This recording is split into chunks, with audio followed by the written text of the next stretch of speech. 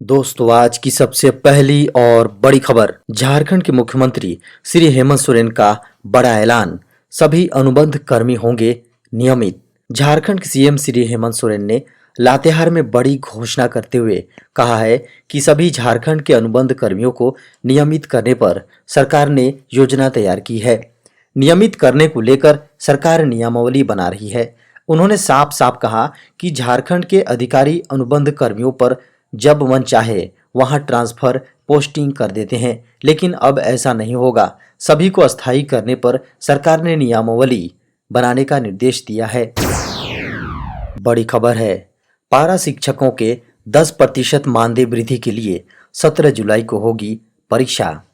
सरकारी स्कूलों में कार्यरत झारखंड के सहायक अध्यापक यानी पारा शिक्षकों की मानदेय में 10% की बढ़ोतरी के लिए 17 जुलाई को परीक्षा होगी। झारखंड के सभी पारा शिक्षकों को इस दक्षता परीक्षा में शामिल होने का निर्देश विभाग ने दिया है। इस परीक्षा में पास होने वाले शिक्षकों के मानदेय में 10% की बढ़ोतरी की जाएगी। इस परीक्षा में शामिल होने से पहले सभी पारा शिक्षकों के प्रमाण पत्रों का सत्यापन किया जाना है। प्रमाण पत्रों के सत्यापन के बाद ही शिक्षक परीक्षा में शामिल हो सकेंगे। बेहद बड़ी खबर है, झारखंड में बदला मौसम का मिजाज। शुक्रवार से इन जिलों में भारी बारिश का अलर्ट। झारखंड में शुक्रवार से लगातार 3 दिन भारी बारिश की संभावना है। इस दौरान तेज हवा भी चलेंगी। 2 से 3 दिनों के अंदर मानसून के घने बादल पूरे झारखंड में छाने की संभावना है। इस दौरान तेज हवा के साथ भारी बारिश की संभावना है। 24 जून से लेकर 25 जून तक झारखंड के कुछ स्थानों पर हल्के से मध्यम दर्जे की बारिश की संभावना है। मौसम विभाग ने तात्कालिक मौसम चेतावनी जारी की है। इसके तहत रांची, गिरिडीह, बोकारो, देवघर, धनबाद, गुमला, हजारीबाग, लोहरदगा, पश्चिमी सिंहभूम जिलों के विभिन्न स्थानों पर हल्के से मध्यम दर्जे की मेघ गर्जन और वज्रपात के साथ बारिश की चेतावनी जारी की है। मुख्यमंत्री श्री हेमंत सोरेन ने किसानों को दी बड़ी सौगात। 337 करोड़ रुपए का केसीसी ऋण किया वितरण।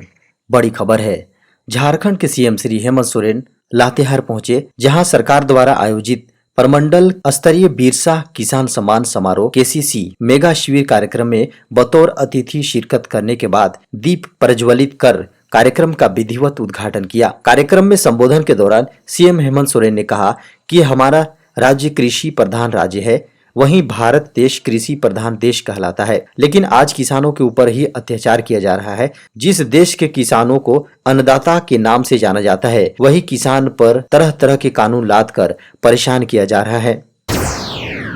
बड़ी खबर है, प्रवासी श्रमिकों की मौत पर परिवारों को मिलेगा 2 लाख रुपए का अनुदान। बड़ी खबर है, प्रवासी मजदूरों की मौत होने पर राज्य सरकार उनके आश्रितों को 2 लाख रुपए तक की अनुदान राशि देगी। यह राशि पंजीकृत प्रवासी कामगारों को दी जाएगी। जो पंजीकृत नहीं है, उनके आश्रितों को 1.5 लाख रुपए की सहायता दी जाएगी। इसमें पार्थिव शरीर को घर तक लाने का खर्च भी शामिल होगा। इसके लिए जिलों में 10 लाख रुपए का कोष भी गठित किया जाएगा। श्रम नियोजन, प्रशिक्षण एवं कौशल विकास विभाग की ओर से झारखंड राज्य प्रवासी मजदूर सर्वेक्षण एवं पुनर्वास योजना 2015 में आंशिक संशोधन कर अधिसूचना जारी कर दी गई है। अधिसूचना में कहा गया है कि आकस्मिक परिस्थितियों में मृत पीड़ित प्रवासी श्रमिकों के आश्रितों को पुनर्वास राहत पहुंचाने के उद्देश्य से झारखंड राज्य प्रवासी मजदूर सर्वेक्षण एवं पुनर्वास योजना 2015 में आंशिक संशोधन करते हुए वर्तमान में देय अनुदान की राशि में वृद्धि की जाती है। बड़ी खबर है, स्कूलों में कक्षा 1 से 7 तक के बच्चों की अब साल भर में होगी 6 परीक्षाएं। झारखंड के सरकारी विद्यालयों में कक्षा 1 से 7 तक के छात्रों की अब हर वर्ष वर्ष भर में 6 परीक्षाएं होंगी। स्कूली शिक्षा व साक्षरता विभाग ने इसको लेकर दिशा निर्देश दिया है। हर 3 माह पर एक परीक्षा आयोजित होंगी। 3 महीने पर ली जाने वाली कुल 4 परीक्षाएं होंगी। इसके अलावा 6 माह पर 2 परीक्षा SA1 व SA2 होगी। SA1 परीक्षा इस वर्ष नवंबर में और SA2 मई 2023 में ली जाएगी। 3 माह पर होने वाली परीक्षा के लिए प्रश्न पत्र संबंधित जिला के डाइट द्वारा तैयार की जाएगी, जबकि 6 माह पर होने वाली परीक्षा का प्रश्न पत्र JCERT द्वारा तैयार किया जाएगा। राज्य में अब तक सरकारी स्कूलों में वर्ष भर में 2 परीक्षा ली जाती थी। स्कूलों में फिलहाल हर 6 माह पर परीक्षा लेने का प्रावधान था। इस दिन जारी होंगे सीबीएसई बोर्ड 10वीं और 12वीं का रिजल्ट। सीबीएसई 10वीं 12वीं के लाखों छात्रों का इंतजार खत्म होने वाला है। केंद्रीय माध्यमिक शिक्षा बोर्ड यानी सीबीएसई जल्द ही 10वीं और 12वीं के टर्म 2 का रिजल्ट जारी करने वाला है। मीडिया की खबरों द्वारा कयास लगाया जा रहा है कि बोर्ड इस माह के अंत तक या फिर जुलाई के प्रथम सप्ताह तक रिजल्ट जारी कर सकता है। खबरों को माने तो छात्रों की कॉपियों का मूल्यांकन लगभग पूरा हो चुका है और अंकों को साइट पर अपलोड करने की प्रक्रिया जारी है। इसके बाद केंद्रीय शिक्षा मंत्री धर्मेंद्र प्रधान रिजल्ट की तारीख और समय की घोषणा कर सकते हैं। हालांकि बोर्ड ने इस पर कोई आधिकारिक पुष्टि नहीं की है। छात्र सीबीएसई की आधिकारिक वेबसाइट cbse.nic.in या cbseresults.nic.in पर जाकर अपना रिजल्ट देख सकेंगे। बड़ी खबर है, अगले 5 दिनों तक देश के इन राज्यों में होगी जमकर बारिश। देश के कई राज्यों में मानसून ने दस्तक दे दी है। अब उत्तर भारत की ओर आगे बढ़ रहा है। हालांकि दक्षिण के राज्यों में अब भी भारी बारिश जारी है। कर्नाटक, केरल, गोवा आदि में मौसम विभाग ने अगले 5 दिनों तक भारी बारिश की संभावना जताई है। इसके अलावा बिहार, झारखंड के लिए भी बारिश का अलर्ट जारी किया गया है। मौसम विभाग के अनुसार गुरुवार को अलग अलग स्थानों पर भारी से बहुत भारी बारिश होने की संभावना जताई गई है। आईएमडी ने 2 दिनों के लिए ऑरेंज अलर्ट भी जारी किया है। मौसम विभाग ने ट्वीट करके आगामी दिनों के मौसम की जानकारी दी है। मौसम विभाग के अनुसार कोंकण, गोवा, तटीय कर्नाटक और केरल व माहे में अगले 5 दिनों तक भारी बारिश होगी। बड़ी खबर है, झारखंड में 40,000 पदों पर होगी बम्पर भर्ती। झारखंड के सीएम श्री हेमंत सोरेन ने बुधवार को कहा कि झारखंड के विभिन्न विभागों में 40,000 पदों को भरने के लिए जल्द ही भर्ती प्रक्रिया शुरू की जाएगी।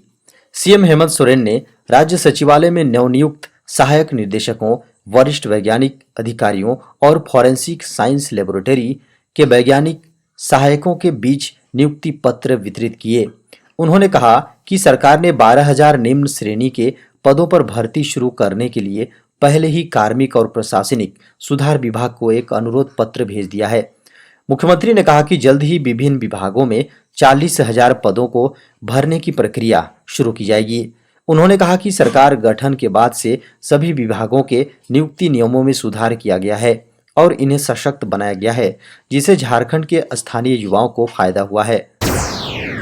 बड़ी खबर है, देश में कोरोना से 24 घंटे में 38 लोगों की मौत, सामने आए 13,313 नए मामले। बड़ी खबर है, देश में कोरोना के पिछले 24 घंटे में 13,313 नए मामले सामने आए हैं। स्वास्थ्य मंत्रालय की ओर से गुरुवार सुबह दी गई जानकारी के अनुसार इस अवधि में 38 लोगों की भी मौत कोरोना की वजह से हुई है।